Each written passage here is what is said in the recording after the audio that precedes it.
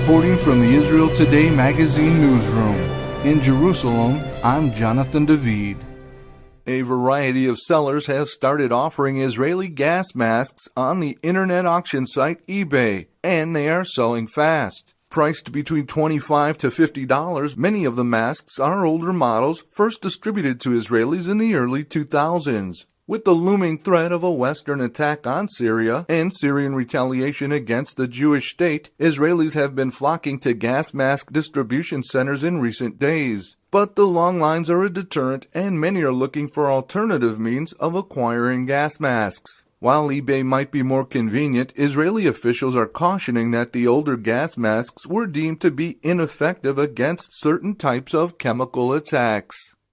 In the shadow of the raging Syrian civil war, the 20,000 Druze who live in the Golan Heights are finally admitting publicly that they prefer life under Israeli sovereignty. Israel captured the Golan 32 years ago, but for decades the Druze have feared the strategic plateau would eventually be returned to Syria as part of a peace deal, and that they would be subsequently punished if they had dared to align themselves with the Jewish state. But with the Assad regime expected to fall, the Druze are now openly inviting Israeli officials to visit their villages, and requesting that Israel allow their family and friends from Syria to likewise come and enjoy the security and freedom offered them by the Jewish state.